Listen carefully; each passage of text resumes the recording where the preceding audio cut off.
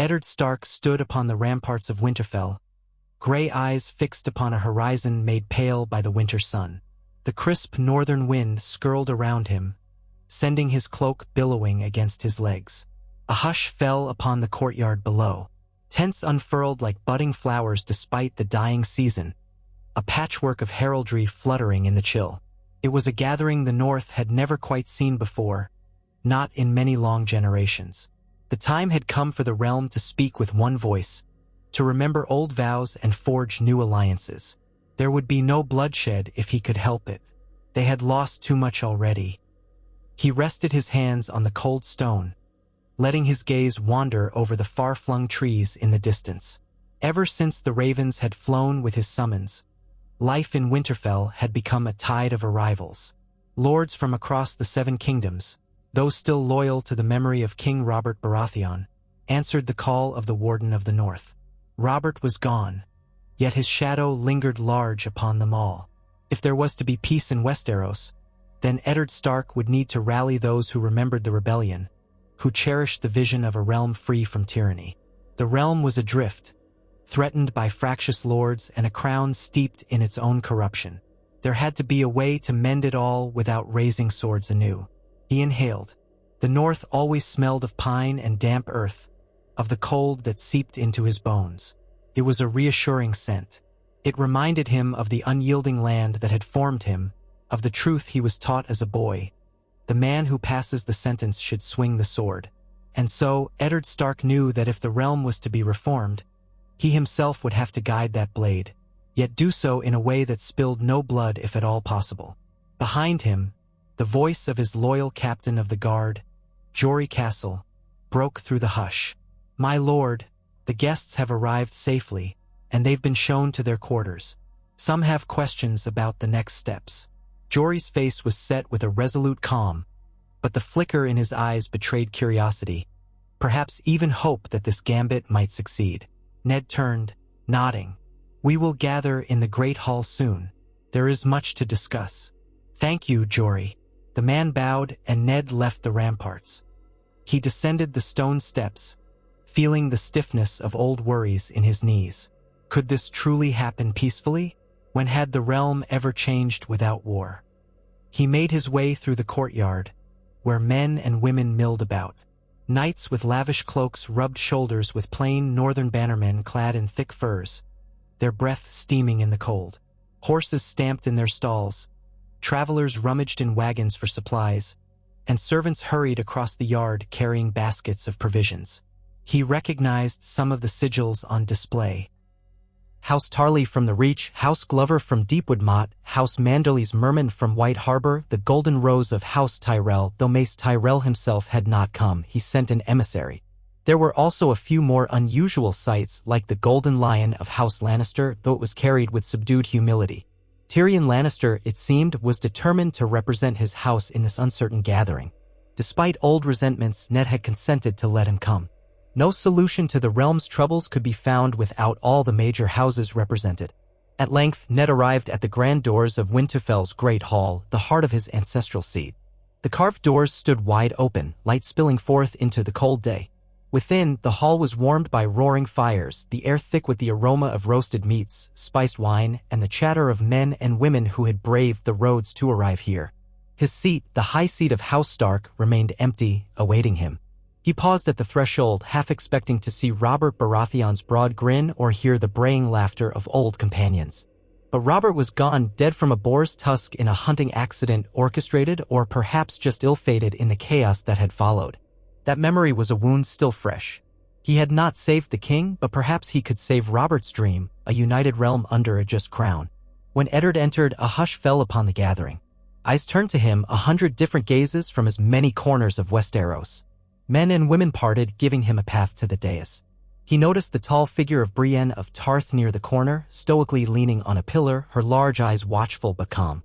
In another corner stood Ser Barristan Selmy, the living legend of the King's Guard, a man unmoored by the events that followed Robert's passing. The seat of the king was unoccupied, of course, no rightful monarch sat upon the Iron Throne at present, though some in King's Landing might disagree. He reached the high seat, turning to face them all. He raised his hands in a gesture that was less about authority and more about calm supplication. "My lords, my ladies," he began, his voice echoing through the hall, "thank you for answering the call to come to Winterfell. You do me and the North a great honor. We come together in a time of great uncertainty. King Robert has passed, and in his wake, the realm is split by questions of succession, by rumors, by ambitions. I, for one, would see these matters resolved without further bloodshed. Too many fathers, sons, brothers, and sisters have died in the wars of our lifetimes. The realm needs healing, not another war." He paused, letting the words settle. The flicker of torchlight revealed thoughtful expressions, skeptical frowns, hopeful nods. "We all have our loyalties, our histories. Some of us have scars from Robert's rebellion still fresh in our memories. Some of us have endured new wounds. But I would see us mend the rifts. That is why I've called this summit. Let us speak freely of what must be done to restore justice to the realm, to choose a rightful ruler, and to bind our houses in bonds of peace." At that, the hall erupted in a murmur of chatter. Men and women turned to one another, uncertain who would speak first. Ser Barristan Selmy cleared his throat, stepping forward. His hair was white as snow, and age had not diminished the calm in his bearing. "Lord Stark, we have served together and fought together for our king. I would hear from those who claim the right to the throne, those who would carry on King Robert's legacy. Where stands Stannis, the king's eldest brother?" From among the crowd, a man in fine garments of black and gold stepped forth. Davos Seaworth, the Onion Knight. He bowed his head politely to Ned, then turned to Ser Barristan. Lord Stannis would have come himself had he not been preoccupied with the defense of Dragonstone and Storm's End. Yet he sends me as his voice. He believes, by rights of law, that he should inherit the crown. He is the elder brother, and the line of succession as set by Robert should fall to him. A ripple of tension moved through the crowd. Some frowned in displeasure at the mention of Stannis. Others nodded in agreement. Tyrion Lannister raised an eyebrow, a shadow of a knowing smirk playing across his lips.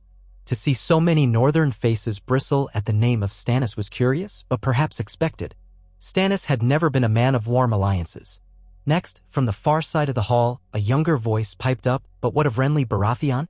The speaker was Ser Loras Tyrell, the Knight of Flowers, standing close by the contingent of the Reach. "Renly, may the gods watch over him," also staked a claim. "Do we dismiss that as if it never happened?" At that, Davos Seaworth's face grew somber. "Ser Loras, I mean no disrespect, but Renly is gone, murdered under mysterious circumstances. Even if his cause had merit, the younger brother cannot come before the elder." The tension built again. Some parted lips to speak, but Eddard lifted a staying hand. "This is precisely why we gather.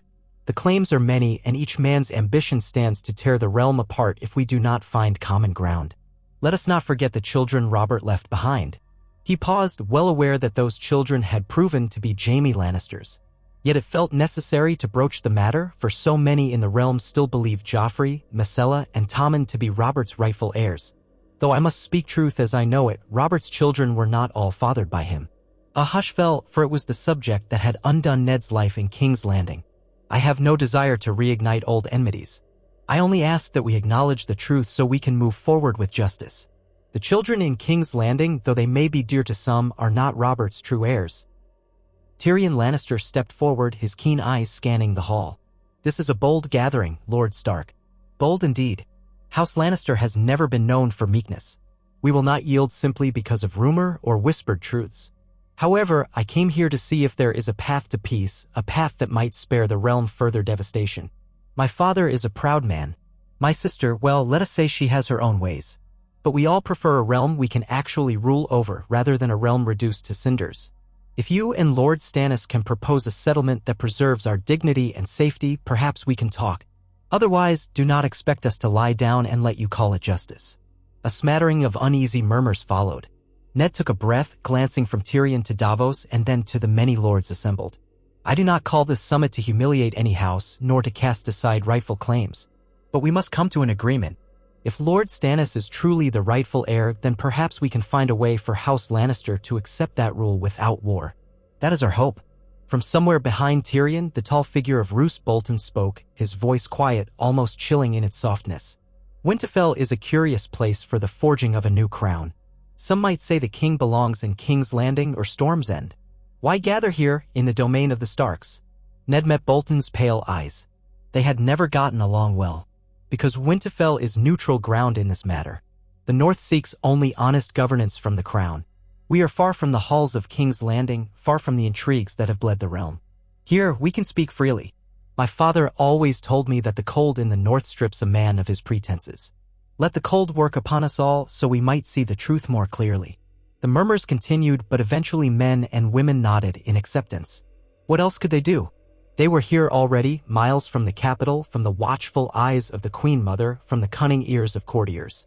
If any place in the realm could host such a delicate gathering, it was the seat of House Stark, a house long known for honor and honesty. Ned took one last glance around the hall at those who had come. Lords Manderley, Glover, Serwyn, and Umber from his own region. Tyrion Lannister representing the West. Davos Seaworth representing Stannis. Loras Tyrell for the Reach. Lady Brienne of Tarth, a reminder of oaths made and broken. Ser Barristan Selmy, a man loyal to the true blood of House Baratheon. Others had come too, lesser lords with smaller retinues, but all wishing to see how the fate of the Seven Kingdoms would unfold. They were watchers, participants, sometimes spies. But that was the way of things. That night, after the initial gathering had dispersed into smaller conversations, Ned retired to his solar. It was a modest room by Southern standards, but to him it was a comfortable retreat from the swirling politics. He rested in a chair by the hearth, letting the warmth seep into his stiff limbs. As he stared into the fire, he thought of Robert's face in the days after the rebellion, how joyously he had wielded that warhammer, thinking the realm saved from the Mad King's clutches. They had no notion then that saving the realm would be but the first step of a harder journey ruling it.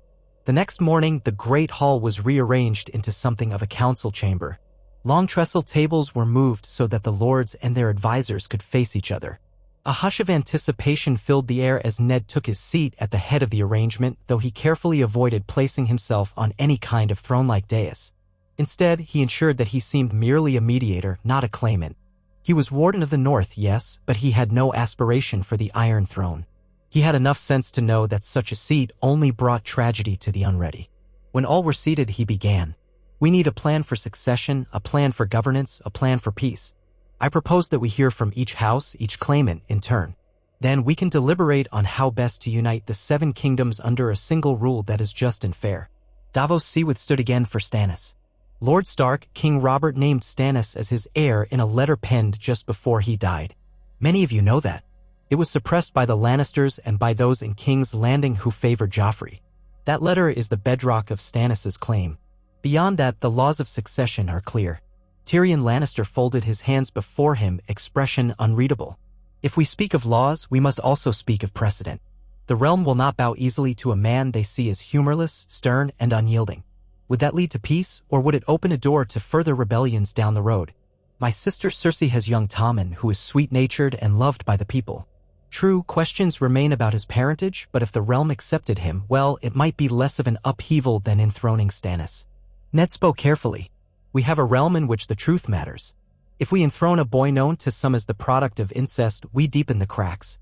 Deception would be the foundation of his reign. The North would not stand for that. The Riverlands would not stand for that, especially after the outrages visited upon them by the Lannisters. The Vale might waver as well. We cannot unify the realm on a bed of lies. Even if Tommen is a kindly boy, we must not set a precedent that crowns can be worn by those with no lawful claim.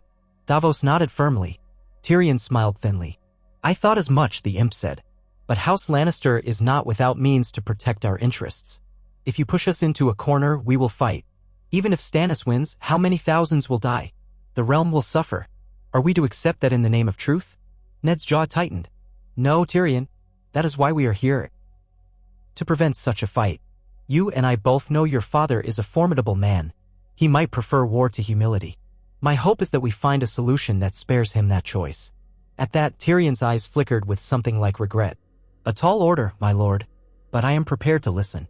Ser Barristan Selmy's voice was a quiet anchor in the turmoil. If Stannis ascends the throne, he will need strong advisors. He will need alliances. Houses Tyrell and Lannister have wealth, armies, resources.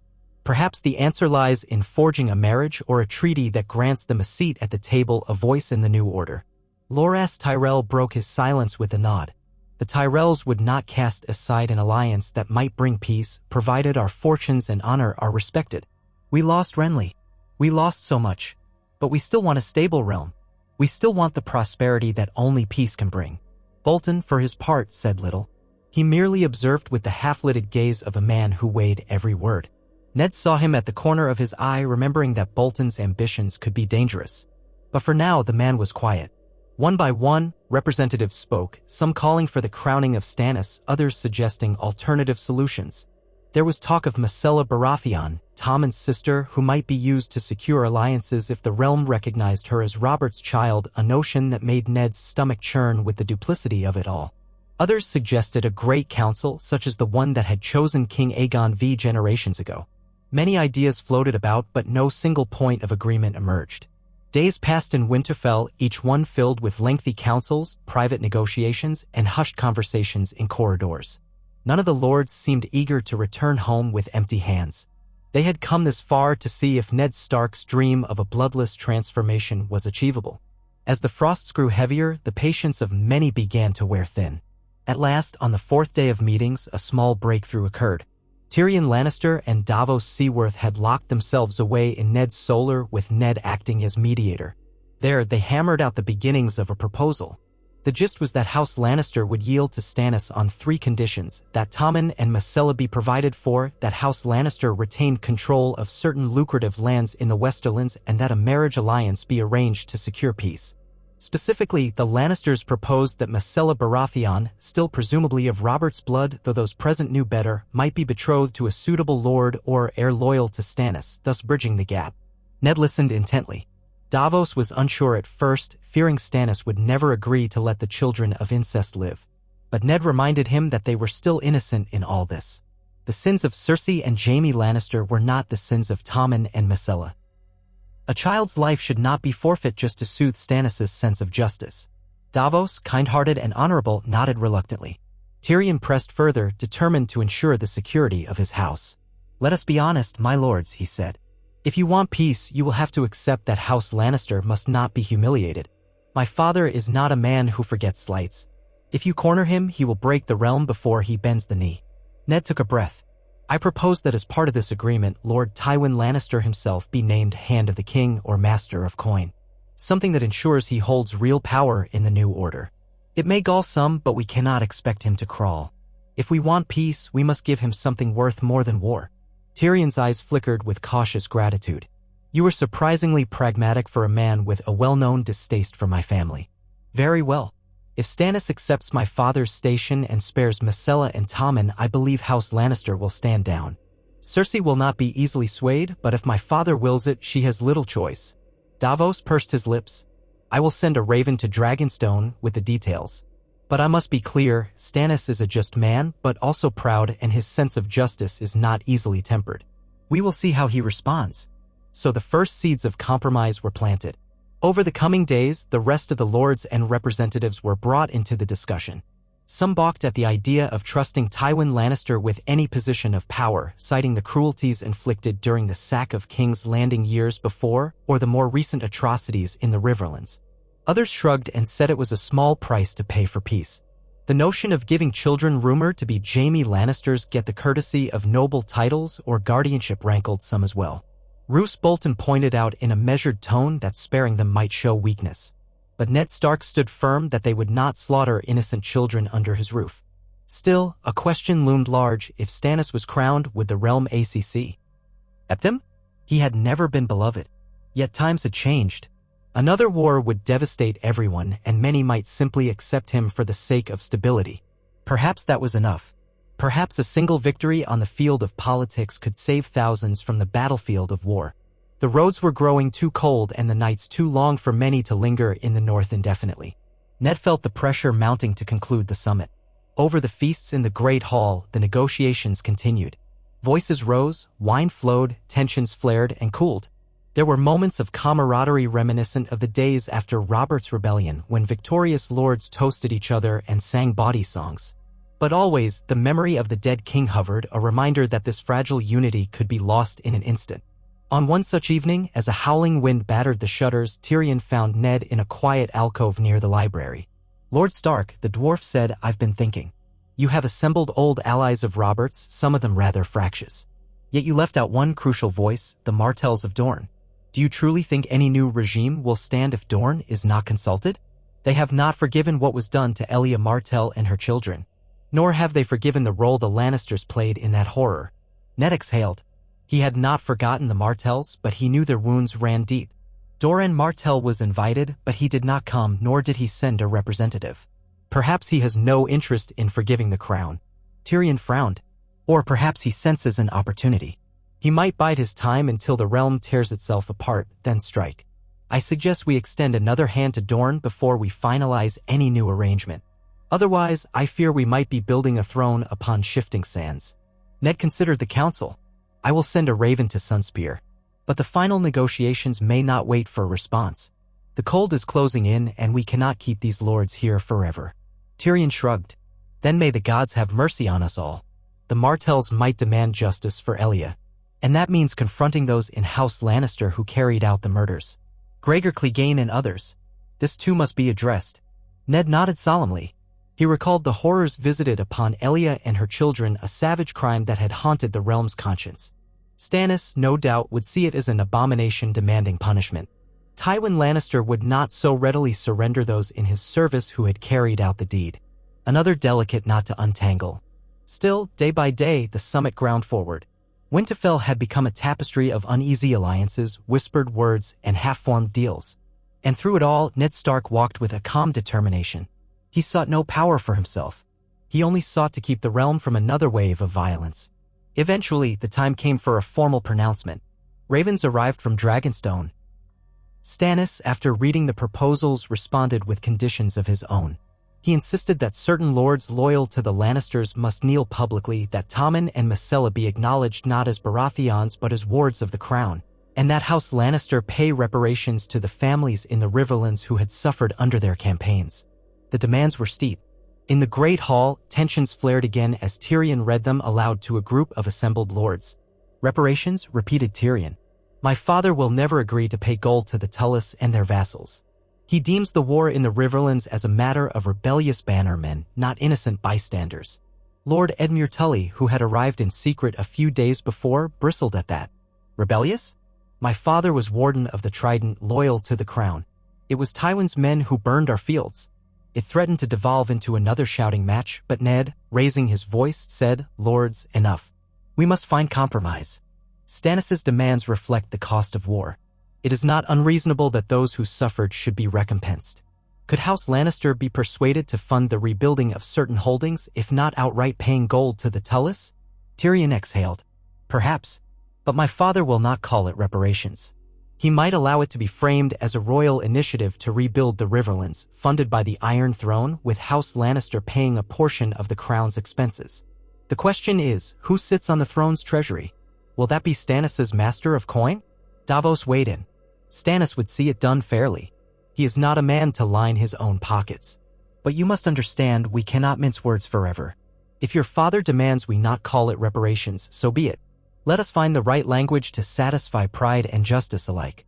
So it went until a new draft of conditions was drawn up, each phrase carefully balanced to keep House Lannister's pride and Stannis' sense of righteousness from clashing too severely. Tyrion found it exhausting, but also oddly invigorating, a puzzle of words to avert war. Edmure Tully and the Northern Lords watched closely, ensuring their voices were heard. House Tyrell's envoy, Loras, also watched, though the Tyrells had largely retreated from direct conflict after Renly's death. They simply wanted assurance that their lands and wealth would remain secure, that no retribution would be visited upon them for once backing Renly. Stannis offered them neutrality in exchange for tribute and recognition. Another compromise that swallowed personal grudges. Meanwhile, word spread that smaller houses across Westeros were waiting with bated breath to learn if the summit in the north would yield a new king or a new war. The small folk prayed for peace. Even mercenaries and hedge knights weighed their options, uncertain if the next spring would bring farmland to defend or battlefields to plunder. All the while, Ned Stark felt the weight of the realm on his shoulders. He took small comfort in the presence of his children, who remained in Winterfell, though he shielded them from most of the political wrangling. Robb had grown tall, with a quiet determination. Sansa and Arya stayed out of sight, each dealing with the swirl of lords and ladies in her own way. Bran, seated in his chair, observed with solemn curiosity. Rickon was too young to grasp the significance of it all. And Jon Snow, well, Jon had chosen to take the black, or so he planned, though the crows might not let him go so easily. At times, Ned would walk the godswood at night, seeking the old god's guidance. The Hearttree's weirwood face gazed upon him silently. He wondered if any measure of success would be enough to truly save the realm from the cycle of bloodshed. He recalled the voices of his friends from the rebellion, Robert's booming laugh, the quiet resolve of Jon Arryn, the quicksilver ferocity of Lyanna. All gone now, leaving Ned with only the memory of their hopes. As the summit neared its final day, a sense of fragile optimism floated in the cold air. They had hammered out a proposed settlement. Stannis Baratheon, crowned as king of the Undulls and the first men, would ascend to the Iron Throne, recognized by the great houses of Westeros. House Lannister would keep its lands and titles, and Tywin Lannister would serve as either hand of the king or master of coin at the king's discretion, ensuring House Lannister remained close to power. Tommen and Myrcella would be treated as wards of the crown, cared for at Storm's End or in King's Landing under strict supervision, ensuring no further claims to the throne emerged from them. They would not be harmed, but neither would they be recognized as heirs. A rebuilding initiative would be proclaimed by King Stannis to restore the Riverlands, with significant funding from Lannister coffers, though not labeled as reparations. The Tyrells would reaffirm their loyalty to the crown, retaining their lands and titles. A suitable marriage could be arranged between a Tyrell cousin and someone of Baratheon or Lannister blood to cement alliances if desired. A new small council would be formed, representing all major regions, including the north, to ensure balanced governance. It was not a perfect plan, but it was something. Many details needed to be finalized, but the broad strokes were set. Now the question remained, would King's Landing accept these terms? Cersei and Joffrey still held the Red Keep with the gold cloaks. Yet, if Tywin commanded the Lannister forces to stand down, there would be little resistance for Stannis, especially if the Tyrells did not move to defend the city. With the plan drafted, Ned convened one final assembly in the Great Hall to sign the accords. Davos Seaworth stood at the front, the living proxy for Stannis. Tyrion Lannister stood beside him, representing House Lannister. Edmure Tully for the Riverlands. Roose Bolton for the Northern Lords who had their own reservations. Loras Tyrell for the Reach. Various lesser lords and knights looked on. The hush was absolute as each man affixed his seal to the document. When it was done, Ned lifted the parchment in his hands. "We have agreed," he said, voice steady. "Let the realm know that old enmities can be set aside, that justice can be served without another war. May this be the beginning of a new age of peace and honor for Westeros." A great cheer rose up, albeit with varying degrees of enthusiasm. Some cheered for genuine relief, others simply out of the desire to appear cooperative. But for that moment, in the great hall of Winterfell, it seemed as though the Seven Kingdoms might finally glimpse a future free of the bloodshed that had marred it. Word was dispatched to all corners of the realm, to King's Landing, to Dragonstone, to the Westerlands, to the Reach and the Riverlands, to the Vale and the Stormlands, and yes, even to Dorne.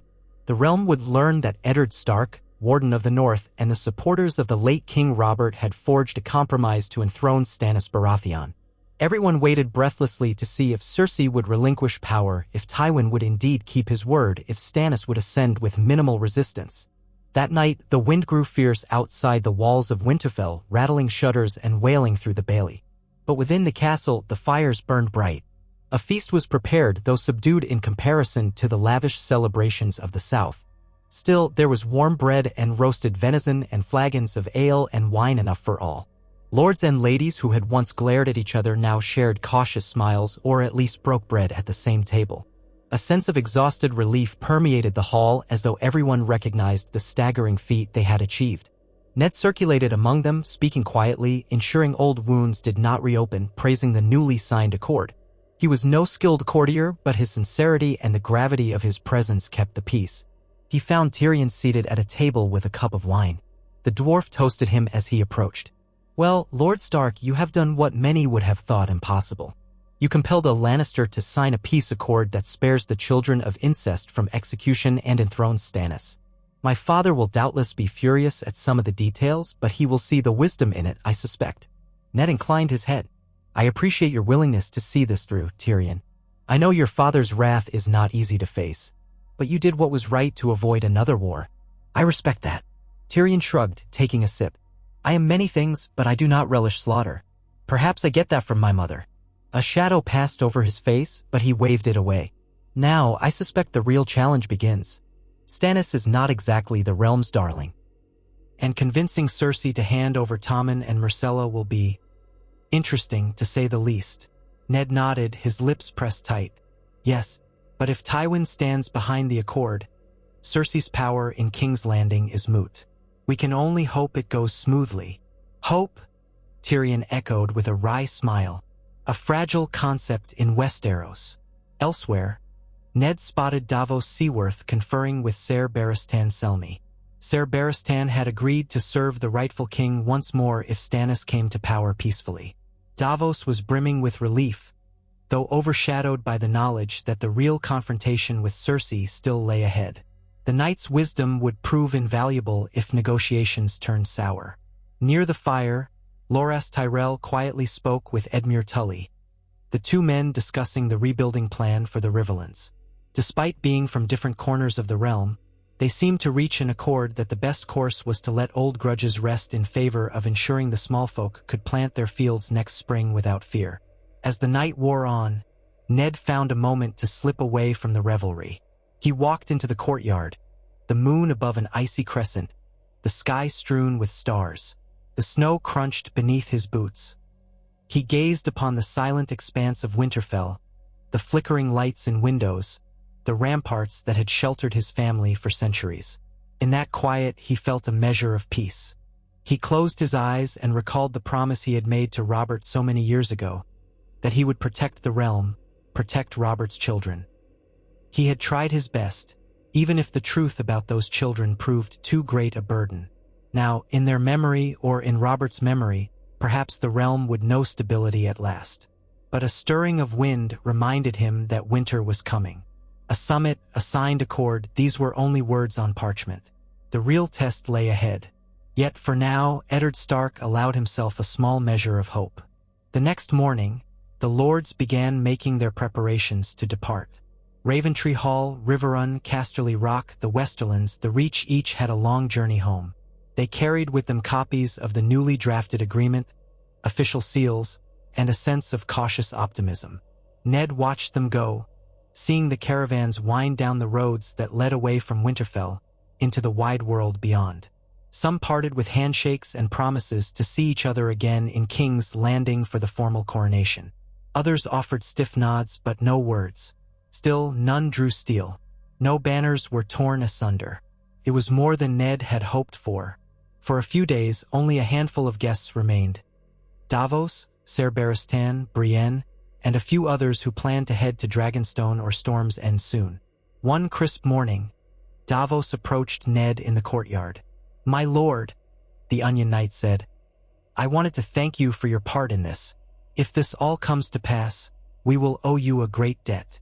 Ned clasped his shoulder. "I only did what honor demanded. If King Stannis does ascend, tell him I stand ready to support him in securing the realm's peace. The North will always keep faith with a true king who upholds justice." Davos smiled, warm despite the cold. "I believe you, Lord Stark. I only hope Stannis can be the king the realm needs." They parted soon after, Davos taking the road south with a small retinue carrying the official documents that would hopefully crown Stannis Baratheon without bloodshed. Ned watched him depart, the morning sun glinting on the man's ship-shaped sigil. In his heart, Ned prayed to the old gods that this fragile alliance would hold. Days slipped by, quieter now that the summit had ended. The hush of winter spread across the north. A few ravens arrived, bearing news of scattered grumblings, Cersei outraged, Joffrey defiantly proclaiming himself king. But Tywin Lannister remained silent, and that silence spoke volumes. If he did not move his armies, then the transition might proceed without open war. The Tyrells, for their part, had no desire to see Lannister or Baratheon armies marching through their fields. They would hold back. The Riverlords, emboldened by the promise of relief, would not revolt unless the Lannisters threatened them anew. It was a tense standstill, but one that might lead to peace. At Winterfell, Ned took in the subdued bustle of daily life. The blacksmith's hammer rang in the yard, stable boys tended the horses, and the kitchens prepared hearty stews against the mounting cold. He spent time with his children, imparting to Robb the delicate lessons he had gleaned from the summit. How to treat with enemies honorably, how to weigh mercy against justice, how to use compromise as a shield against bloodshed. Robb listened gravely, standing in the courtyard with gray wind swirling around them. Arya lurked near the edge, half listening, half dreaming of swordplay and adventure. Sansa learned from her mother, Catelyn, who had been present at some of the feast negotiations, how to navigate courtesies and keep a graceful face even amid tension. One evening, as Ned read reports by candlelight in his solar, Catelyn came to him with a thoughtful look. "You have done a great thing, my lord husband," she said softly. "But I worry. Even the best-laid plans can unravel. Tywin is a vengeful man. Stannis is proud. If they clash—" Ned rose, placing a hand gently on her arm. "I know. We have only laid the foundation. It is up to them whether they uphold it. But at least we have tried, Cat. The realm has lost too many good men to pointless struggles for the throne." She nodded, resting her head on his shoulder. They stood there for a time, letting the silence envelop them, both knowing that no matter how carefully the summit had been orchestrated, the realm was full of treacheries. Yet they had done what they could. In the weeks that followed, scattered news from the south told of a slow, uneasy shift in power. King's Landing remained under the watch of the City Watch and the Kingsguard loyal to Joffrey. But rumors spoke of quiet negotiations between Tywin and the leading nobles of the capital. The Tyrells had not marched, the Riverlords were calm, and the Crownlands waited to see who would ultimately rule. Stannis gathered a fleet at Dragonstone, but he did not sail. Instead, he waited for a sign that the city would let him enter without a siege. Tension lay heavy on the entire realm. Yet no swords were drawn on any grand scale. For many in Westeros, that was a welcome change. The entire realm seemed to hold its breath, perched on a razor's edge between peace and war. And perhaps for once, reason might prevail. Ned busied himself with the duties of Warden of the North. Winterfell's stores of grain had to be inventoried. The roads needed to be readied for the deeper snows. He oversaw the training of his guards, the management of his bannermen. Life went on, even as the fate of the Seven Kingdoms hung in the balance. A full moon had passed since the summit when, at last, a raven arrived bearing a golden wax seal, the lion's head of House Lannister. Ned's heart hammered in his chest as he broke the seal and read the words within. It was a formal statement, presumably penned by Tywin himself or dictated to a steward. The letter declared that House Lannister accepted the terms of the Winterfell Accord. They would yield to Stannis Baratheon's claim, provided the conditions hammered out were honored in full.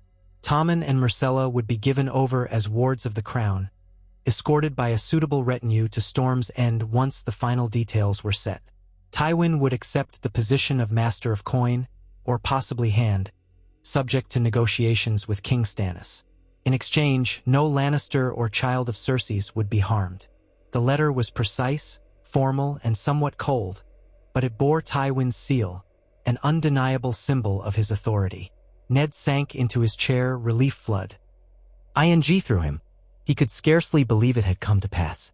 With Tywin's support secured, the last major obstacle to Stannis' bloodless ascent was Cersei and Joffrey. But if Tywin was done supporting them, they had no base of power. The City Watch could be bought. The common folk in King's Landing might resent the Lannisters for their extravagance and cruelty. Cersei would be outmaneuvered, cornered as gently as possible. Ned wasted no time. He penned a reply to Tywin, acknowledging his acceptance and promising to forward everything to Dragonstone. He sent a second raven to Davos, urging him to inform Stannis that it was time to come to King's Landing to finalize the transition. The wheels were set in motion. In the days to come, more letters arrived. Some bore the seal of the crown in King's Landing, Joffrey's seal, though apparently commandeered by Grand Maester Pycelle or Varys in the confusion. Each letter told the same tale. Tywin had arrived in the capital, demanded an audience with his daughter, and made it clear that House Lannister would no longer back Joffrey's claim. Cersei raged, Joffrey threatened. But with Tywin's gold and the promise of the Tyrells staying out of it, the city's power structures began to shift. The City Watch, ever practical, looked to see which way the wind blew. Some said Varys whispered in the right ears, encouraging them to let the rightful king take the throne. Others said Pycelle, the old fool, simply rolled over once he saw who had the gold. Then word came that Stannis landed at the Rosby Road with a sizable retinue, accompanied by Davos Seaworth, Ser Barristan Selmy, and lords from the Stormlands. The city gates opened to them. No blood was shed. Joffrey and Cersei were confined to their chambers, screaming curses at Stannis as he entered the Red Keep. And so, in an unexpected twist of fate, the Iron Throne was taken not by conquest, but by negotiation. In time, the official crowning took place in the Great September of Baelor. Stannis Baratheon was proclaimed King of the Undulls and the First Men, protector of the realm. It was a solemn affair, lacking the pageantry of Robert's crowning, but it was done without the rivers of blood that had marked so many other transitions in Westeros's history. Tommen and Myrcella were delivered into the care of the crown with no harm befalling them. Tywin took the position of Master of Coin initially, though many guessed he would soon become Hand if the realm stabilized. Edmure Tully and Loras Tyrell were present, signifying their reluctant acceptance of this new order. The North, for its part, recognized Stannis. Eddard Stark did not attend personally. He had no desire to see the seat of power he had once dreaded, but he received word that all had proceeded smoothly enough. In the months that followed, the realm discovered that forging a peace is easier than keeping it. Stannis had to navigate the labyrinth of southern politics. Tywin, cunning as ever, worked to protect Lannister interests. The Tyrells watched carefully, preserving their strength. Roose Bolton remained quiet, though Ned kept a wary eye on him. But at least there was no great war, no massive battles that turned farmland into graveyards. The small folk, in time, began to rebuild, especially in the Riverlands. The overshadowing threat from the north, the rumors of White Walkers, lingered, but for now the realm breathed easier. Back in Winterfell, Ned Stark sat in the Godswood on a mild day, the heart tree's red leaves rustling softly above him. He reflected on the summit that had changed the course of the Seven Kingdoms. Robert's dream of a peaceful realm might yet come to pass, though Robert himself would never see it. Perhaps that was the cost of the future, the sacrifice of those who had gone before. He rose, placing a hand on the weirwood trunk. "I have done what I could," he murmured to the old gods. The pale bark offered no response, only silence. But in that silence, Ned heard the faint echo of hope, of an era that might not be defined by war. He made his way back into the castle, where Robb was training with the Master-at-Arms, and Arya was presumably poking at something with her wooden sword, and Sansa was practicing her stitching. Life continued. The North was calm. The realm was, if not united, then at least not tearing itself apart. And that, Eddard Stark thought, might be the greatest victory of all. Still, he could not ignore the northern winds that whispered warnings of an even greater threat. Winter was coming, and with it, forces beyond the squabbles of kings. But for now, at least, the Seven Kingdoms had a chance to stand together when that time came, rather than facing it torn and bleeding. And so he let himself enjoy a quiet moment, content in the knowledge that he had done what was once thought impossible, reformed the crown without the shedding of blood. He prayed that it would be enough to weather the coming storms. Eddard Stark rose early on a morning of pale light and deeper cold, drawn from his bed by an unsettled sense of expectation. The news from King's Landing had finally arrived in steady increments rather than frantic bursts. Letters bearing the royal seal of Stannis Baratheon, or the lion's head of Tywin Lannister, or the sigils of other lords newly sworn to the crown. One might have thought the flurry of communications would have eased Ned's mind, confirming that the realm had accepted the Winterfell Accord. Yet his instincts were not so easily lulled. He had seen too much betrayal and bloodshed in his life to imagine that the forging of a peace guaranteed its endurance. He dressed in warm layers, pulling on his cloak of heavy wool, and passed into the dim corridor with only the faint glow of torches for light. Winterfell stirred around him, servants beginning their rounds, a muffled clang from the armory telling him the blacksmith was already at work. A small tremor of relief ran through him at the enduring rhythms of home. Whatever storms battered the wider realm, life in the north retained its steady pace. Outside, a bitter wind nipped at his cheeks. He crossed the courtyard, boots crunching over packed snow, and glanced up at the walls. Guards patrolled in pairs, huddled in furs, watchful for bandits or travelers in distress. Though it was peacetime, one could never be complacent. With the days growing shorter and the threat of heavier snows looming, patrols became all the more necessary. He entered the Godswood, drawn by a need for quiet reflection. The stillness within soothed him. The ancient weirwood stood sentinel, its carved face gazing out with red, sightless eyes. Ned placed a gloved palm against the pale trunk and bowed his head. Briefly he allowed his thoughts to wander, to his father, to Brandon, to Lyanna, to Robert and all they had endured during the rebellion so many years ago. Sometimes it felt like lifetimes had passed since they had been young and full of conviction.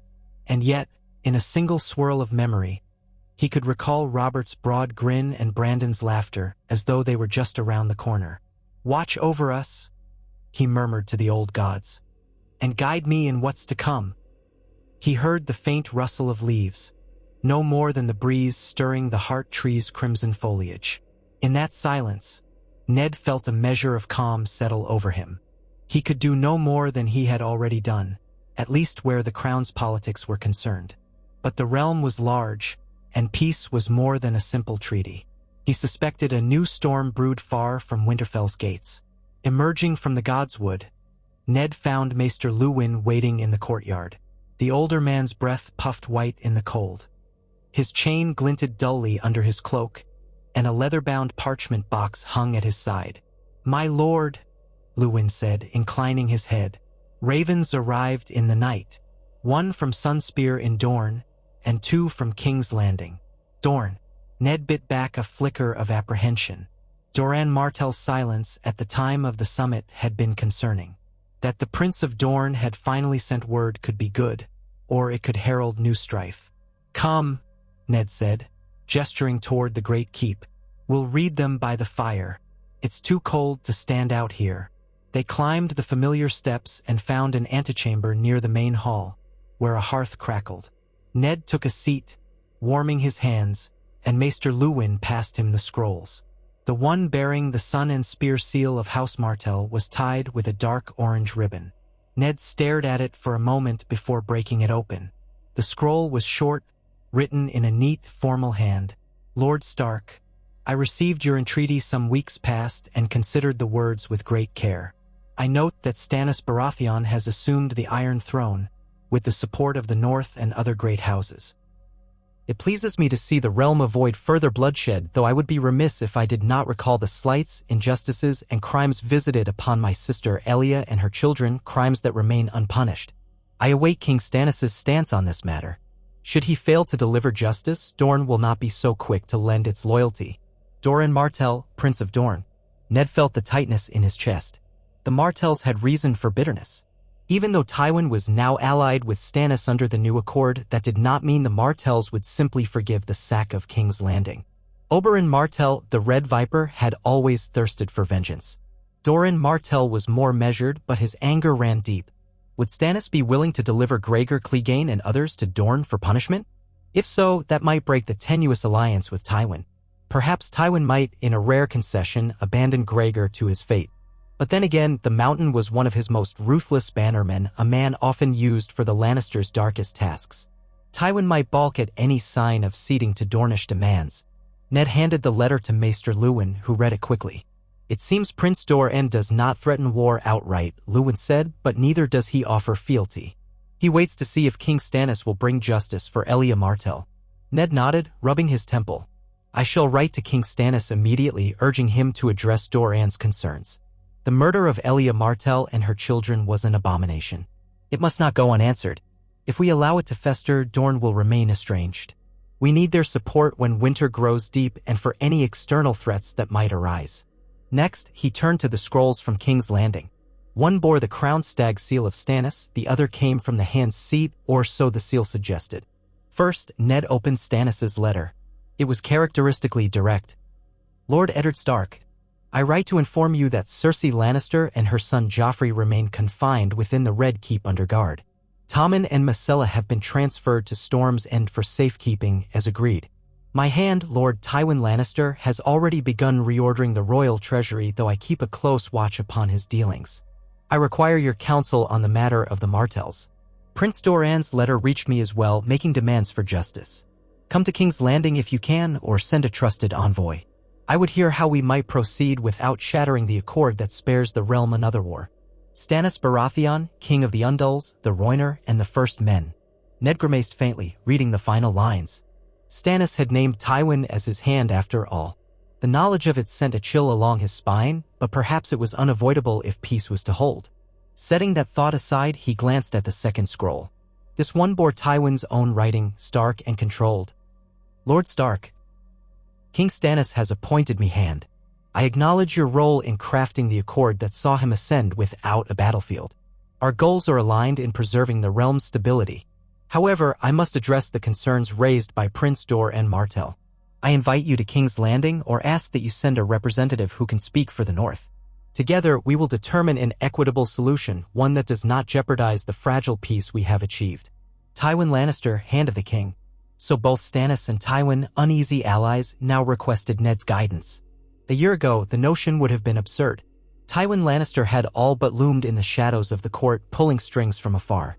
Stannis was a stern lord of Dragonstone, seldom loved. Now they sat in the same council chamber, forging a new regime. Perhaps that was proof that the world changed in unexpected ways.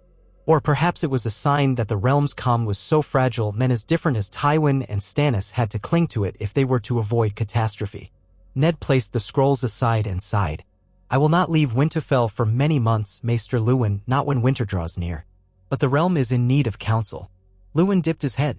You might send Robb in your stead, my lord. Or another lord you trust implicitly. Robb is young, but he has shouldered much responsibility these last months. Ned considered that.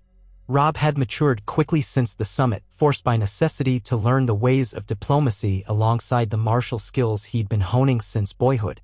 But sending him to King's Landing, den of intrigue and hidden knives made Ned's heart clench. Still, the boy could not remain sheltered forever. I will speak with him, Ned said. He is nearly a man grown. If he wishes it, he may go south to represent the north. And so the remainder of that day was consumed by meetings with his bannermen discussing the demands of the crown.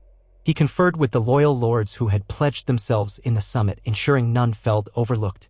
The seeds of peace needed careful tending. Old grudges still bubbled beneath the surface. Ned heard rumors that some houses in the north, particularly House Bolton, disliked the southern entanglements. Rumors spoke of tensions near the dreadfort of new taxes or harsh demands. Ned made a mental note to watch Roose Bolton closely. When twilight fell, Ned gathered his household in the great hall for supper. The meal was simple but hearty. Thick stew of turnips and salted pork, black bread with honey, and ale from the casks in Winterfell's cellars. Robb sat near him, tall and composed, his hair the same auburn brown as his mother's, his eyes stern with the caution of youth forced to bear weighty burdens. Bran sat further down, conversing quietly with Maester Luwin about some matter of maps and the layout of the castle. Sansa and Arya were absent, presumably still lost in their own pursuits. Sansa with her needlework or daydreams, Arya with her wooden sword or the next wild escapade. Catelyn sat across from Ned, offering him a small, encouraging smile when his eyes flicked to hers. As the meal concluded, Ned rose, and in a lull of conversation, he spoke gently to Robb, "Walk with me." Together, father and son stepped out into the quiet courtyard where torchlight flickered on stone walls. The wind had eased, leaving a stillness in the air that made their breaths stand out clearly. I have had letters, Ned began, from King's Landing. Stannis and Tywin Lannister as Hand both request our counsel regarding Dorne's demands. Robb nodded, brow knitting. Dorne. I know they've held a grudge against the Lannisters for Elia Martell's murder. They want Gregor Clegane, don't they? That and more, Ned said. They want a formal acknowledgement of the crime, perhaps restitution or official condemnation of those involved. It is a just demand. Yet Tywin Lannister cannot easily yield. He used Gregor as a weapon, and confessions of that might open old wounds. Robb's jaw tightened slightly. And this is how fragile the peace is. I see. So they ask you to come south? Ned nodded. Yes. I cannot simply abandon Winterfell, not while winter grows near. You are near manhood, Robb. You led men in your first real taste of governance when we hosted the summit. That was not the same as battle, but it was a test of your mettle.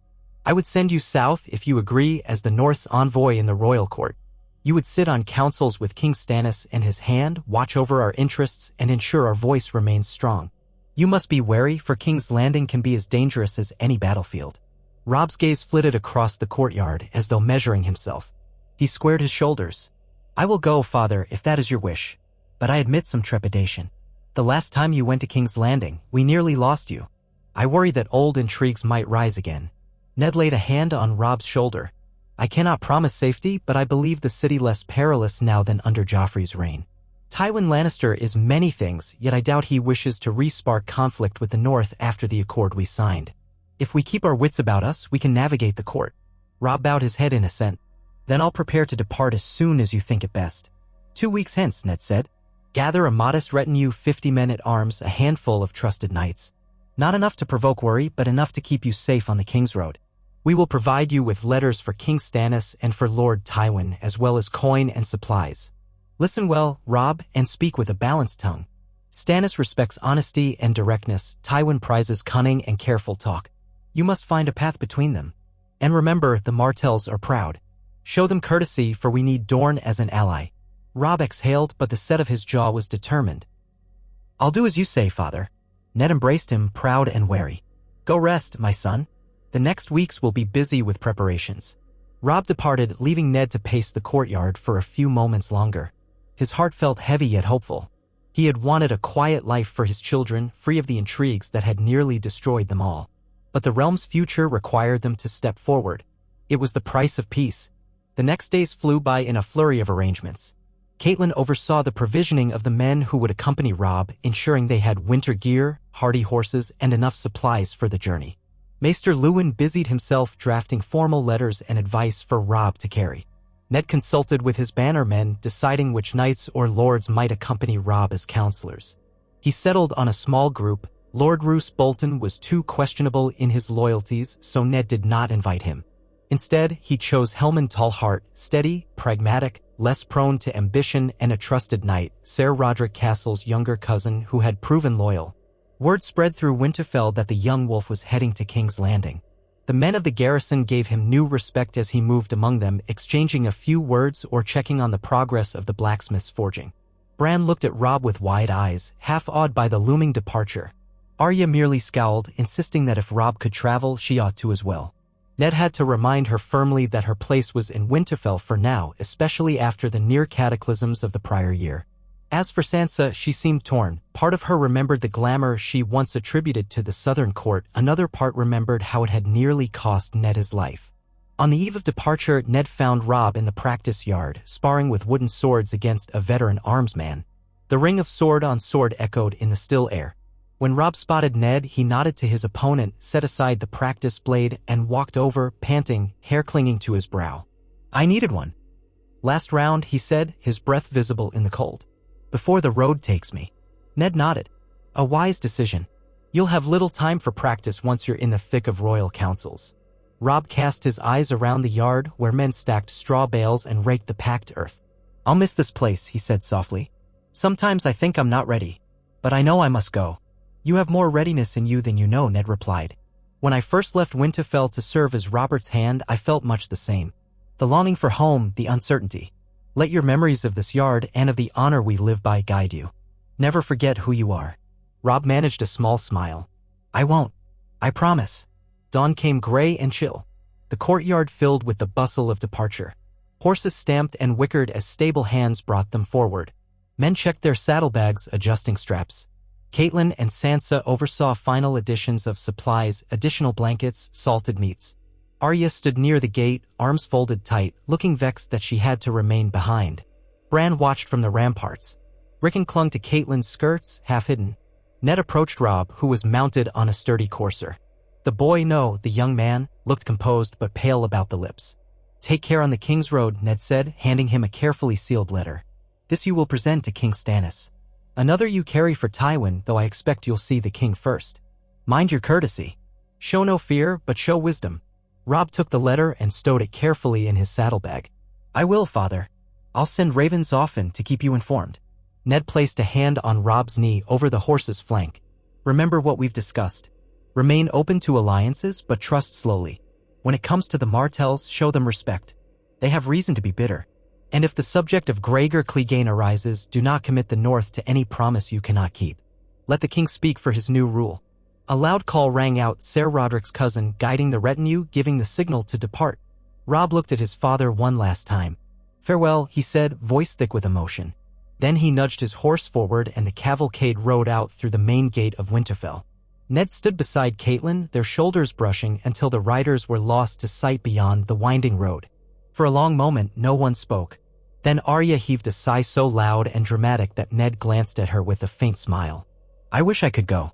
I hate being left behind." She kicked at a stone in the courtyard. Catelyn took her hand gently. "You're young yet, my girl. There will be time for travel when you're older and better prepared. King's Landing is a nest of vipers. Let Robb face it first." Arya rolled her eyes but said nothing more, darting off to find something to occupy her restless energy. Ned watched her go, then turned to Catelyn. "We can only pray the gods protect him." Catelyn nodded, her eyes damp with unshed tears. "Yes, pray they do."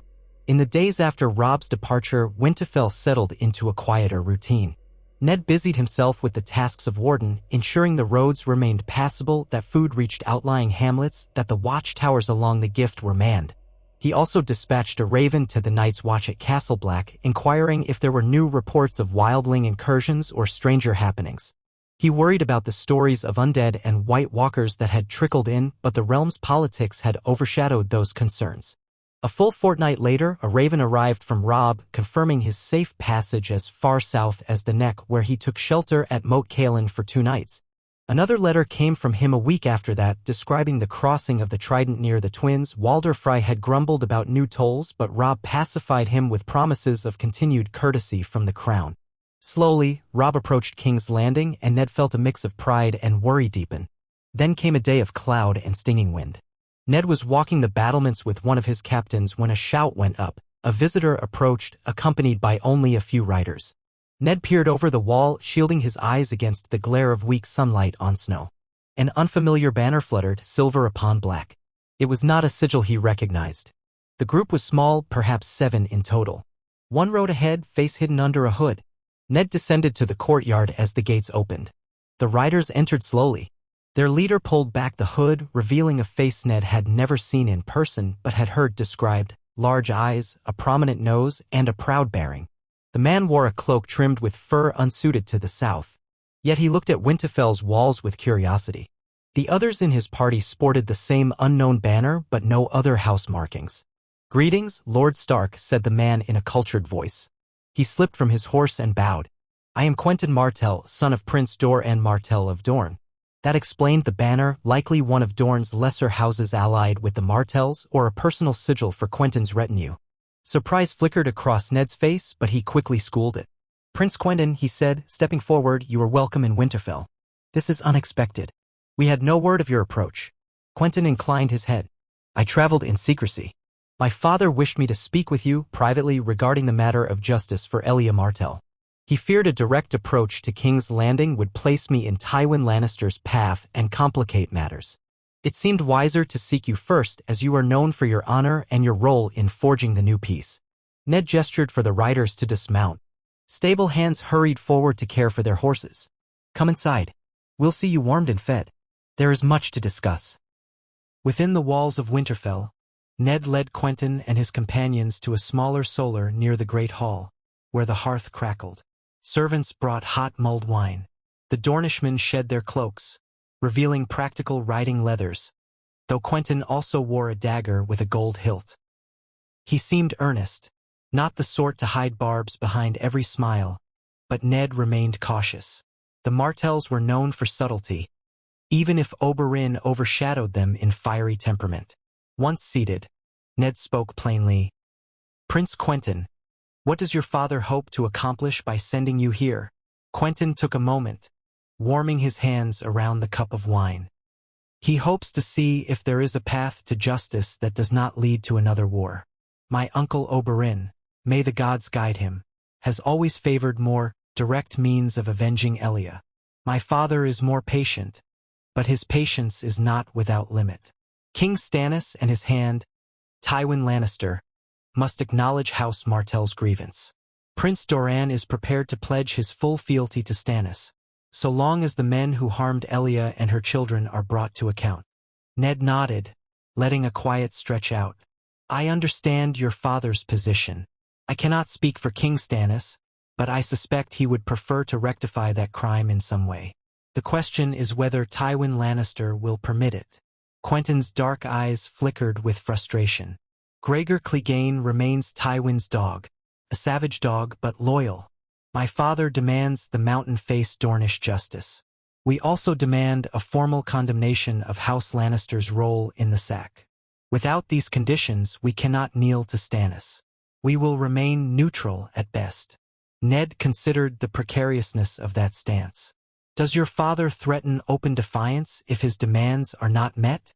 Quentyn's expression was guarded. "My father does not desire war. But if the new king refuses us, and Tywin remains unpunished for harboring monsters, the Red Viper of Dorne may not remain so patient.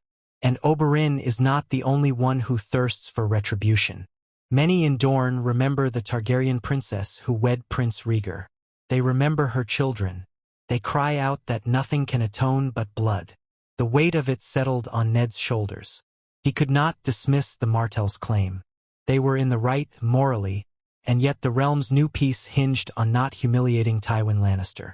Already, Tywin had yielded more ground than Ned ever believed possible. Would he truly surrender Gregor Clegane to the Martells, allowing them to execute or imprison him? That would be an admission of guilt impossible to conceal. Ned sipped his wine, organizing his thoughts. Prince Quentyn, I will not lie to you. This matter is delicate. I have recently sent my son Robb south to advise King Stannis in my stead. Perhaps you and your men should travel to King's Landing as well, to speak directly with the king. I can provide a letter attesting to your peaceful intentions. Once there, you might find an ally in my son.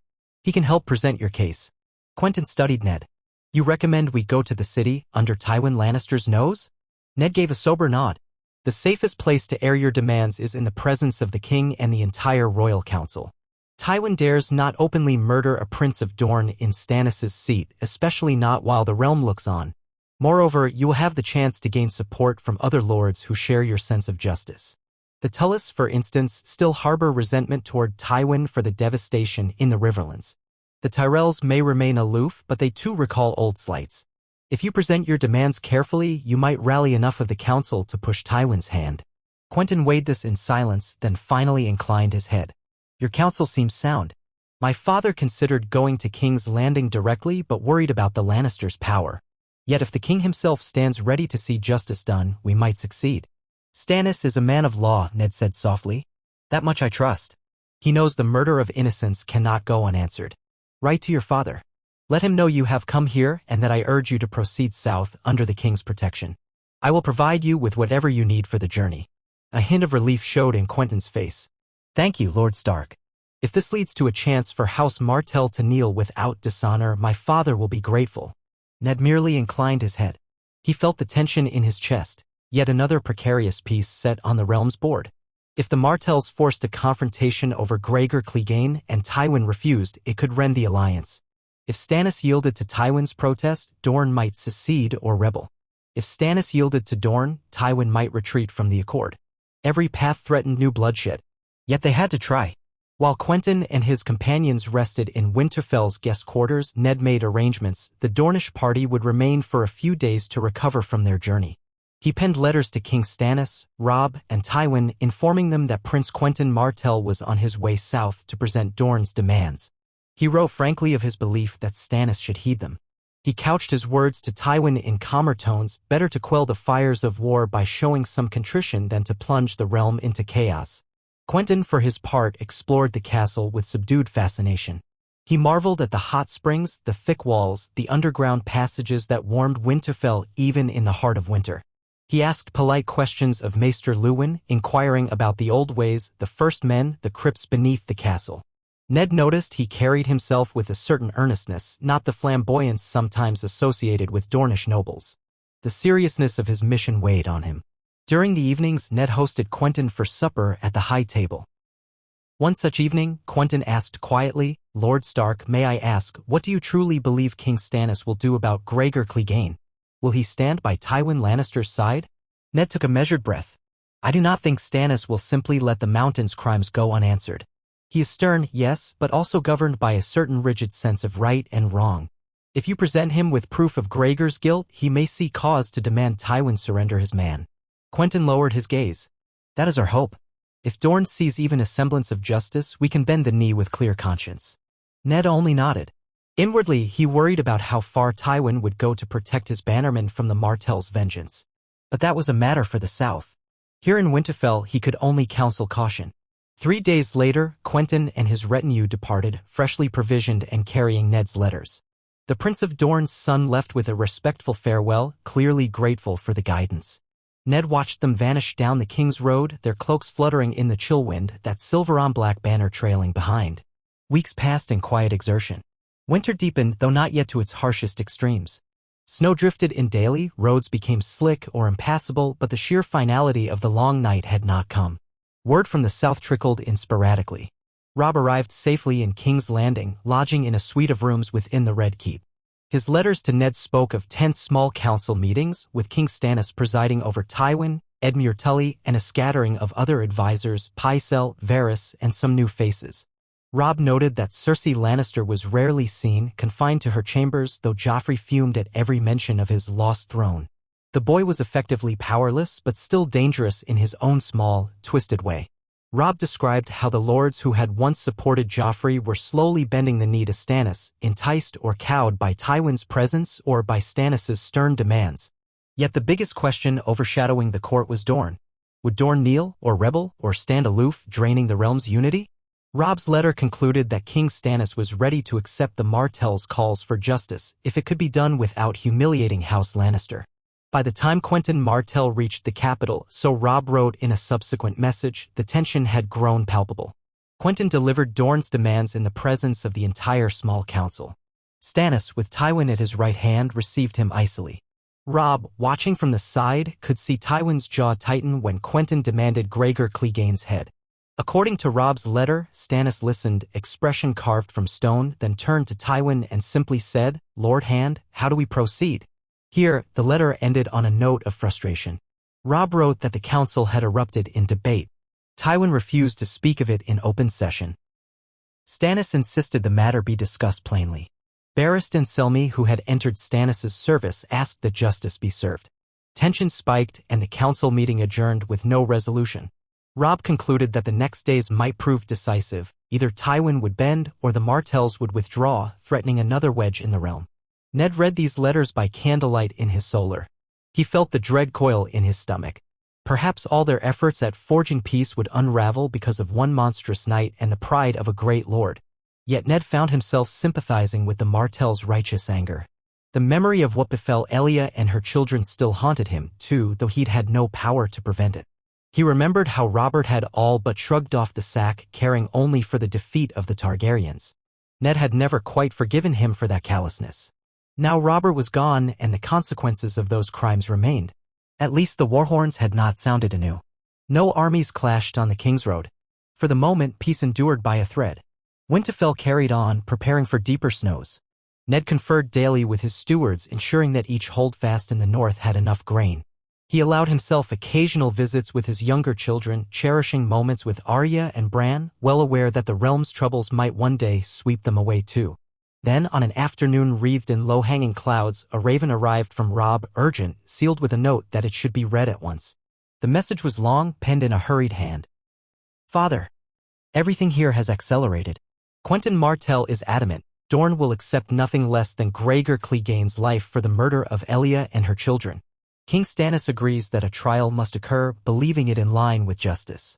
Tywin Lannister, however, has resisted handing Gregor over to the Martells.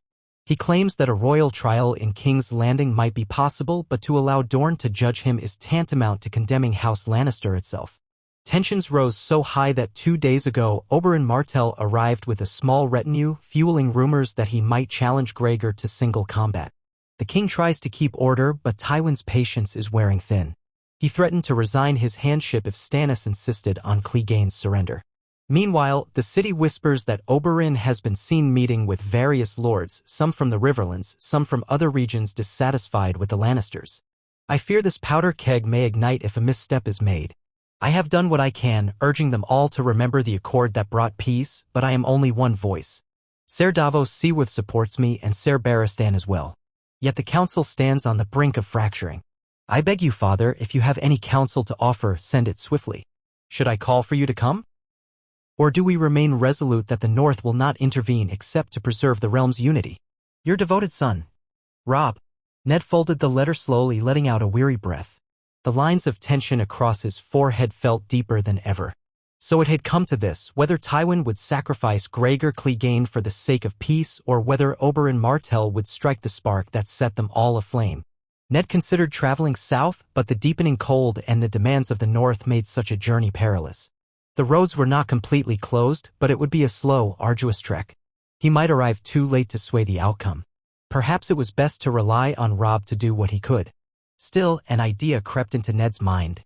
He could write to Stannis, offering a compromise, Let Gregor stand trial by combat in the capital under the eyes of the king. If Oberyn Martell insisted on challenging him, so be it. The outcome might appease Dorne if the mountain were defeated. If Gregor somehow prevailed, Tywin would keep face. Stannis presiding over a formal trial would maintain the veneer of justice. Yet that plan risked the possibility that Gregor, famed for his brutal strength, might slay Oberyn Martell, enraging Dorne further. Another thought: if Gregor were proven guilty beyond all doubt, Stannis could order his head removed by the king's justice, bypassing the question of letting the Martells handle it themselves. But would Dorne accept that, or demand personal vengeance? Nothing was simple. Pacing his solar, Ned wrestled with these questions.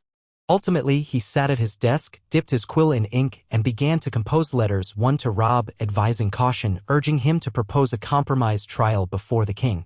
Another to Stannis, written with careful respect, pointing out that delivering Gregor Clegane to the Martells might shatter the alliance with Tywin, but ignoring the crime entirely would only foster rebellion in Dorne.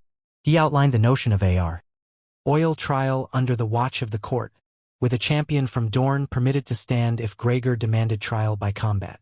Finally, he wrote a brief letter to Tywin Lannister himself, though it galled him to do so. In it, Ned appealed to Tywin's pragmatism. "You know the realm stands upon a knife's edge. Must one knight, monstrous though he may be, plunge it into war again? If you see a path to yield Gregor, or to stand him for trial with all dignity intact, I urge you to take it. Do not let the realm bleed again." Ned tried not to sound pleading, but he had to emphasize the seriousness. Tywin might spurn him or might see sense. He sealed each letter with the direwolf of House Stark and handed them to Maester Luwin, who promised to send ravens at once. As Ned left the maester's turret, he felt the creeping chill of winter in his bones. How fragile was this peace they had built with such painstaking care. Weeks crawled by. Snow piled up in the courtyard, and the nights stretched longer. Ned heard no immediate reply from King's Landing. The ravens must brave the storms to cross half the realm. In that silence, he worried about every possibility. Perhaps Gregor had run off. Perhaps Oberyn had forced a duel. Perhaps Tywin had unleashed his men. Yet no ravens arrived to confirm or dispel his fears. The quiet in the north only deepened. One bleak morning, a messenger from the Night's Watch came riding, half-frozen, to present a request for more supplies. The watch had been dealing with an influx of wildlings seeking shelter from something in the far north. Rumors claimed that Mance Raider's people were stirring, that the others might be more than bedtime stories. Ned listened grimly, promised to do what he could, and dismissed the man with a portion of grain. Another distraction from the southern turmoil, but one that might become the real crisis in time. Finally, a raven arrived bearing Robb's seal, along with King Stannis's. Ned's heart hammered as he opened them. Robb's letter was first. "Father, the situation remains tense, but the king has heeded our counsel. A formal royal trial has been decreed. Gregor Clegane stands accused of the murder of Elia Martell and her children, as well as numerous crimes in the Riverlands. He has been taken into custody, an astonishing turn, but Tywin agreed at last, claiming that if Gregor is innocent, the trial will clear his name. Everyone knows it is a charade, but Tywin must save face. Oberyn Martell has demanded trial by combat, citing the tradition that a knight may defend himself by arms if he denies wrongdoing. Gregor, for his part, relishes the challenge. It seems we are set for a fight. The king has agreed to preside. If Gregor wins, Tywin claims this proves his man innocent. Oberyn vows that if he wins, Gregor's guilt is proven by the gods. I fear the outcome, father. Oberyn is deadly, but Gregor is monstrous. If Oberyn falls, Dorne will cry foul and call for war. If Gregor falls, Tywin may resent the crown for allowing it. I will do all in my power to see the trial is conducted fairly. King Stannis has insisted on watchers from each region, myself included, to vouch that no trickery is used. I pray the gods are just. Yours, Robb." Ned laid aside the letter, arms braced on the table. So that was how matters would be settled, on the point of a spear, in a brutal dance of combat. He thought of how trial by combat had nearly cost Tyrion his life once, in the Eyrie. The gods were fickle, or perhaps they did not interfere at all. Yet men clung to the notion that victory proved righteousness. He opened the letter from King Stannis. Lord Eddard Stark, I have received your counsel and considered it. We have acted as you advised. Gregor Clegane stands accused, and a trial by combat has been declared. Tywin Lannister, with reluctance, permits his knight to face Prince Oberyn of Dorne in the sight of the court. It is not the course I would have chosen. My preference would be to see Clegane tried as a common criminal. But the laws of chivalry and tradition run deep, and Dorne insisted on facing the man who wronged them. Should Ser Gregor fall, Dorne's thirst for vengeance will be sated. I hope Tywin can accept it as the god's judgment. If Oberyn falls, I must find some recourse to keep Dorne from open rebellion. Your letters of caution remind me that the realm's peace is fragile. I thank you for your honesty. For now, remain in Winterfell. Pray that the gods show justice on the field. Stannis Baratheon. Ned closed his eyes. So it would be blood after all, but at least in controlled measure, one fight, rather than an army's worth. He tried to imagine how the duel might unfold. Oberyn Martell was famed for his speed, cunning, and skill with a spear coated in poison, if rumors were true. Gregor was a towering brute, unstoppable in sheer strength. The outcome could go either way. Yet from what Ned had heard, Oberyn had waited for this chance for years. Perhaps skill and cunning would triumph over raw power. Days passed with no further news. Then, close to a fortnight after those letters, a raven arrived in the morning with a message that made Ned's breath catch. It bore Robb's seal, the script shaky, as though written in haste and excitement. Father, it is done. The trial took place yesterday in the courtyard of the Red Keep before King Stannis and the assembled lords. Oberyn Martell and Gregor Clegane faced each other with no illusions. The fight was brutal and swift. Oberyn struck fast, using a long spear, dancing around Gregor's massive sword blows. He managed to wound the mountain more than once, forcing him to one knee. Some say the spear was tipped with poison. Others claim Gregor's size simply worked against him in the heat. But near the end, Oberyn's thirst for vengeance overcame his caution. He demanded that Gregor confess to the murder of Elia and her children, circling him like a viper. Gregor, driven by rage and pain, lunged and caught Oberyn with a desperate swing of his sword. Oberyn was badly struck, but even as he fell, he plunged his spear into Gregor's chest. Both men collapsed. For a terrible heartbeat, we feared both had perished. But Oberyn rose, staggering with a broken arm and grievous cuts, but alive. Gregor lay gasping, blood bubbling at his lips. He uttered a confession or a curse I could not hear clearly. Then he died, black blood pouring from his wounds. Oberyn half collapsed again, but the maesters swiftly tended him. The yard erupted in chaos. Dorne cried victory. Tywin Lannister went pale as milk. King Stannis declared the gods had spoken. Ser Gregor Clegane was guilty, and the sentence of death was thus carried out. In front of everyone, he demanded that Tywin acknowledge Gregor's guilt and vow to pay a sum to Dorne as recompense for the crime. Tywin had no choice but to relent. He has done so, though his rage was clear. Oberyn is recovering, if still gravely wounded. Prince Quentyn stands at his side. Dorne rejoices and, we hope, will bend the knee fully to Stannis. We have avoided war by the narrowest margin. I remain in King's Landing offering what support I can. Tywin has retreated to his solar, presumably brooding. The rest of us breathe a sigh of relief, though we walk on eggshells. Let us pray we can move forward from here. Your son. Robb. Ned read it through once, then again. A swirl of emotions coursed through him, relief that Dorne would have its justice, concern for the blow to Tywin's pride, sympathy for Oberyn's injuries, and a sober acknowledgement that a single duel could determine so many fates. It seemed half-mad, but such was Westerosi tradition. At least a mass war had been averted this time. He set down the parchment and gazed at the snow drifting outside. If Tywin had truly acquiesced to that condemnation, then the realm might move on without fracturing. But Ned suspected Tywin would not forget this humiliation, just as he had never forgotten other slights. The next challenge might yet arise. Still, for now, there was calm. Word spread quickly through Winterfell. The mountain had fallen, justice served, Dorne appeased. The North's smallfolk cared little for the intricacies of who killed whom in King's Landing, but the local lords recognized that this meant the realm remained united. For the first time in many years, Westeros stood under one monarch without an immediate threat of civil war. In the following weeks, the Ravens brought updates. Dorne officially recognized Stannis as king. Prince Doran Martell swore fealty in a formal letter. Oberyn Martell, still healing, boasted that he had avenged Elia at last. Tywin maintained a veneer of stoicism and resumed his duties as Hand of the King, though some whispered that the old lion had been beaten more thoroughly than if an army had sacked Casterly Rock. He had placed his gold and cunning above all else, yet it had not saved his champion from the god's judgment. Robb wrote of a calmer court, though still rife with smaller tensions. He mentioned seeing Myrcella and Tommen both well treated as wards. Tommen was polite and quiet, Myrcella was bright and courteous. Joffrey fumed in his chambers, his power stripped. Cersei remained in a kind of gilded cage, allowed freedom within the Red Keep but little else. Stannis, for his part, governed with a firm hand, focusing on reorganizing the royal finances and dispatching justices to the war-ravaged areas. Tywin and Davos Seaworth oversaw many of these measures, forging an uneasy collaboration. The Tyrells, reaffirming their loyalty, contributed resources to help rebuild the King's Road.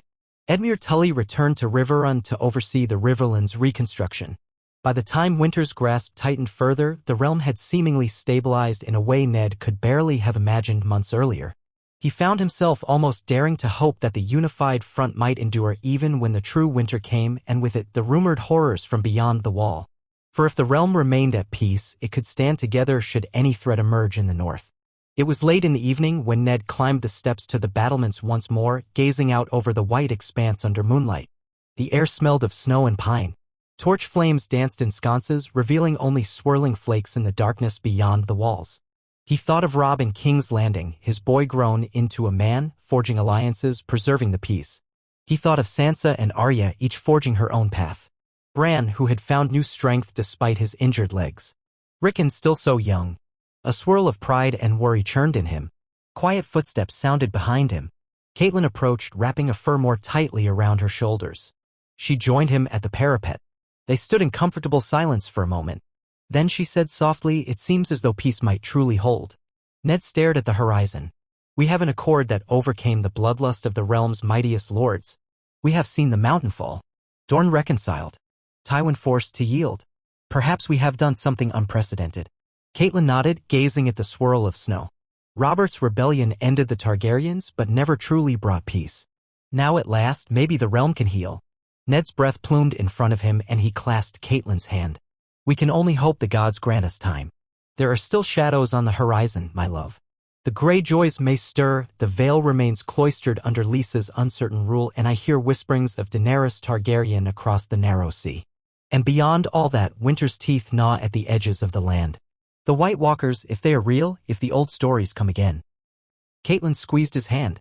"Whatever comes, we face it together. And now, with the realm united under Stannis, perhaps we won't be alone." Ned turned to her, looking into her eyes. "We've done what we could to mend the kingdom without shedding rivers of blood.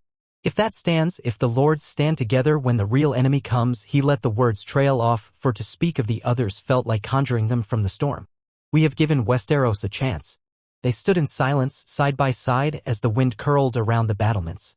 The night sky, scattered with stars, seemed vast and watchful. In that hush, Ned Stark found a rare moment of solace. For all the heartbreak and terror of the past year, for all the uneasy alliances, they had steered the realm away from a second devastating war. They had upheld Robert's memory not through continued slaughter, but by forging a peace that might last longer than any ephemeral victory on the battlefield. Tomorrow would bring fresh challenges. Dorne would want more concessions, perhaps, or Tywin would manipulate the small council to his advantage. The North must still gather its strength for winter. The Vale might remain aloof under Lysa Arryn's fearful rule. Whispers of dragons across the sea, of a silver-haired girl raising an army, might one day prove all too real. Yet these were obstacles to be surmounted step by step, not an avalanche that buried them in an instant. At length, Ned and Catelyn returned indoors, seeking the warmth of the hearth. Torches lit the corridors in a gentle glow. Servants bowed as they passed.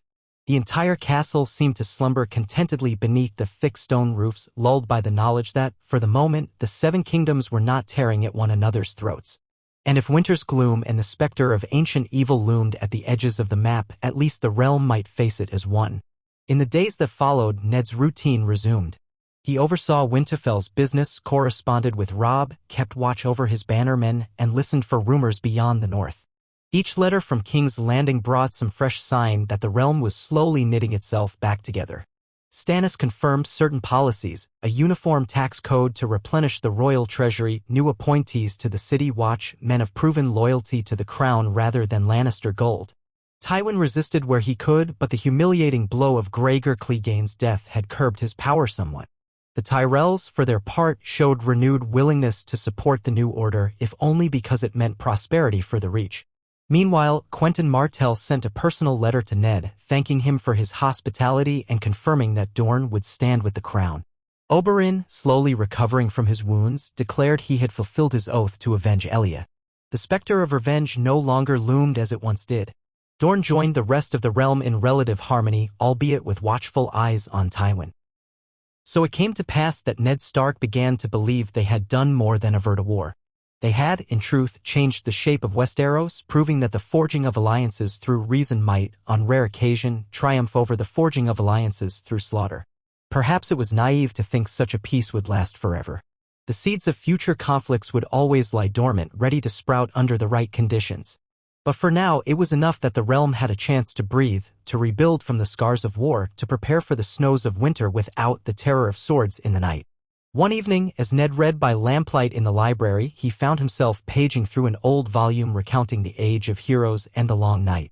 Bran had asked questions about the legends, and Ned decided to refresh his memory. The text described how men once united with the children of the forest to repel the others, forging peace in the face of an unimaginable foe.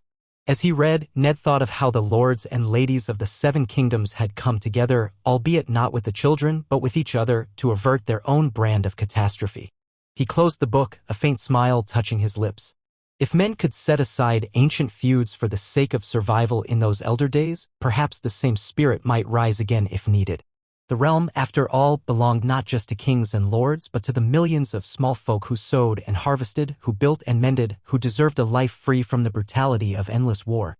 In that quiet moment, the memory of Robert Baratheon surfaced in Ned's mind, Robert in his prime, brandishing his warhammer, his laughter echoing across a blood-streaked battlefield. Robert would never have imagined a realm at peace under Stannis, nor would he have expected Tywin Lannister to bow to justice. And yet, if there was any spark of the old Robert left in the afterlife, perhaps he would grin at the notion that the Seven Kingdoms might finally stand united without another rebellion. Ned let the lamp burn low, mind drifting over the faces of those who had shaped this outcome. Stannis Baratheon, proud and stubborn, yet unwilling to let the realm slide into chaos. Davos Seaworth, the Onion Knight who balanced Stannis' harshness with compassion. Tyrion Lannister, who defied the expectations of his family to broker a fragile peace.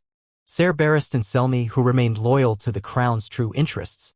Oberyn Martell, who risked his life in a single duel for the sake of his family's honor. And countless others, Edmure Tully, the Tyrells, the men of the North who contributed in ways large and small.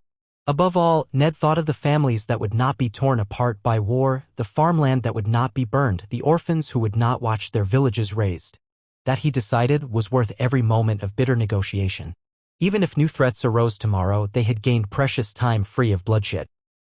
When the lamp sputtered out, Ned rose, stretching stiff limbs, and walked through the silent corridors to his chamber. Catelyn slept soundly, her breathing soft in the dimness. Ned lay down beside her, letting the warmth of the furs and her presence envelop him. Outside, the winds of winter whispered across the battlements, but inside, within these ancient walls, there was peace. Months passed, the deepest snows arrived, and the realm settled into an uneasy but genuine calm. Robb sent fewer urgent letters now, most concerned the day-to-day matters of governance, the dull but necessary tasks that kept a kingdom functional. The small council deliberated taxes, trade routes, shipments of grain. Stannis, to the surprise of many, proved a stern but diligent king, determined to root out corruption and ensure the laws were upheld. Tywin kept his seat, his hand, quietly consolidating influence where he could, yet mindful not to openly defy Stannis again.